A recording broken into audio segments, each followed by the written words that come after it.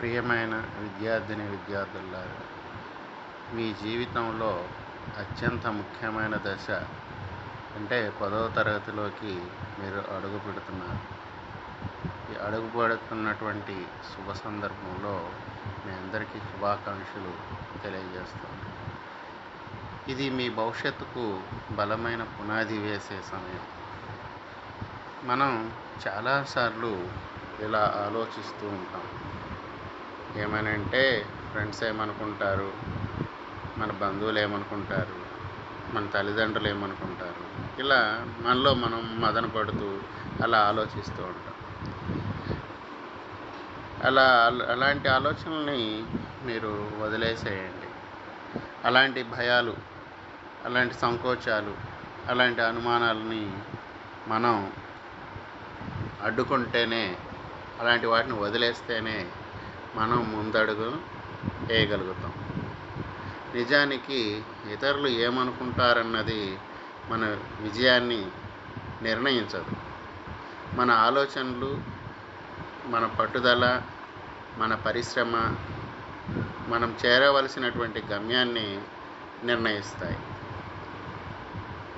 So విద్యార్థులారా, మీరు గుర్తుంచుకోవాల్సినటువంటి ముఖ్య విషయం, మీరు మీకోసం చదవాలి, మీ భవిష్యత్తు కోసం చదవాలి, బాగా పరిశ్రమ చేయాలి, అది కూడా ఇష్టంతో చేయాలి. అలా చేస్తే మనం అనుకున్నటువంటి గమ్యాన్ని మనం చేరగలం.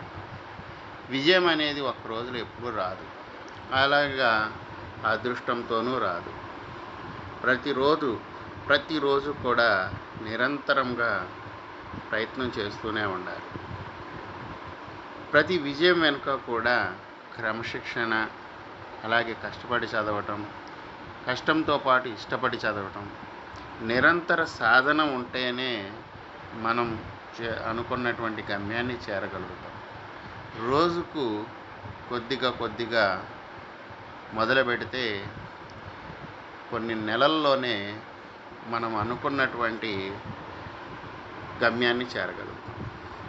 ప్రతి పాఠాన్ని కూడా మనం రివైజ్ చేస్తూ దాంట్లో ఉన్నటువంటి ప్రతి అర్థాన్ని తెలుసుకోవాలి. ఆ తెలుసుకునే సందర్భంలో ఏమన్నా సందేహాలు వస్తే, ఆ డౌట్స్ వస్తే వెంటనే క్లియర్ చేసుకోండి. ఫ్రెండ్స్ ద్వారానో, లేకపోతే క్లాస్లో టాపర్స్ ద్వారానో, లేదంటే టీచర్స్ ద్వారానో, మీ పేరెంట్స్ ద్వారానో క్లియర్ చేసుకుంటే మంచిది.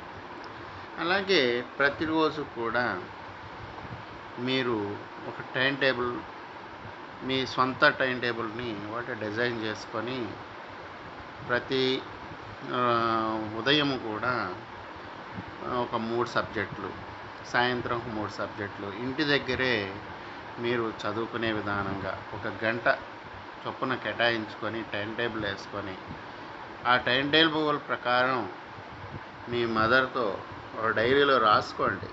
ఏమనంటే తెలుగులో నేను ఈరోజు 2 క్వశ్చన్లు చదివాను, ఆ 2 క్వశ్చన్లు పూర్తిగా వచ్చినాయి అనేసి మీ మదర్తో టిక్ పెట్టించుకోండి. ఈ రకంగా మీరు చేయాలి. అలా చేస్తే మంచి రిజల్ట్స్ వచ్చే అవకాశం ఉంది. అలాగే మనం ఈ మొబైల్స్ని కానీ, అలాగే టీవీలను కానీ, ఇలా ఎంటర్టైన్మెంట్ ప్రోగ్రామ్స్కి చాలా దూరంగా ఉండటం మంచిది. మీ శ్రమే మీ విజయానికి సోపానం. మీరు ఈ ప్రతి విషయం మీద కూడా కాన్సన్ట్రేషన్ చేస్తే మీ యొక్క పవర్ పెరుగుతుంది. అలాగే మీరు చేరాల్సినటువంటి గమ్యాన్ని నిజాయితీగా పనిచేస్తే, చేసే దాంట్లో నిజాయితీ ఉండాలి. నిజాయితీ ఉన్నట్లయితే మీ గెలుపు చాలా ఈజీగా జరిగేది. ప్రతి గెలుపులో కూడా నిజాయితీకి అగ్రస్థానం ఉంటుంది.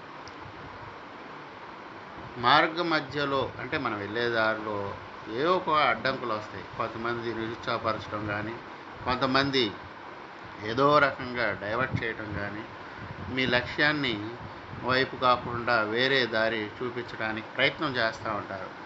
అలాంటి వారి నుంచి మీరు దూరంగా జరగడం మంచిది. ఎందుకంటే మీ కాన్సన్ట్రేషన్ ఎప్పుడు కూడా మీ టార్గెట్ వైపే ఉండాలి. మీ టార్గెట్ అంటే మీ ఫోకస్ ఎప్పుడు కూడా మీరు దేని మీద పెట్టారు, మీరు మీ మార్క్స్ మీద, మీ పర్సంటేజ్ మీద మీరు అనుకున్నటువంటి గమ్యం చేరాలి.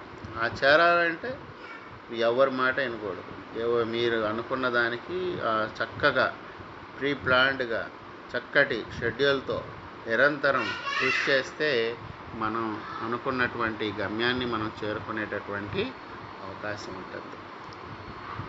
అట్లాగే ఒకరోజు మీరు సాధించిన విజయాన్ని చూసి, అంటే ఒకరోజు ఫైనల్లీ మీరు సాధించారనుకోండి విజయం, దాని ప్రతిఫలాన్ని మీ తల్లిదండ్రులు ఆస్వాదిస్తారు, చాలా ఆనందపడతారు, గర్వపడతారు. మీ టీచర్స్ కూడా ఆనందిస్తారు, మా పిల్లవాడికి మంచి మార్కులు వచ్చినాయి అనేసి నలుగురితో షేర్ చేసుకుంటారు. మీరు కూడా మీరు నేను సక్సెస్ అయ్యాననేసి మీకు కూడా మంచి కాన్ఫిడెన్స్ వస్తుంది, చక్కగా ఆనందిస్తారు, చాలా గర్వపడతారు. అప్పుడు మీరు పొందే ఆనందం అనేది నిర్వచనీయం, అసలు మనం నిర్వచించలేము, అమూల్యమైనది. కాబట్టి విద్యార్థులారా, ఇతరుల అభిప్రాయాల కంటే మీ లక్ష్యాన్ని పెద్దదిగా భావించండి, నిరంతరం శ్రమించండి, ఆత్మవిశ్వాసంతో ముందుకు సాగండి. మీరు కష్టపడి చదివితే పబ్లిక్ ఎగ్జామ్స్లో మంచి మార్క్స్తో మంచి పర్సంటైల్ సాధించి అద్భుతమైన విజయాన్ని సాధిస్తారని ఆకాంక్షిస్తున్నాను. మీ శ్రమే మీ విజయానికి సోపానం. కాబట్టి మీ అందరికీ హృదయపూర్వక శుభాకాంక్షలు తెలియజేస్తూ, మీ భవిష్యత్తు ప్రకాశవంతంగా ఉండాలని భావిస్తూ, భగవంతుని ప్రార్థిస్తూ సెలవు తీసుకుంటున్నాను.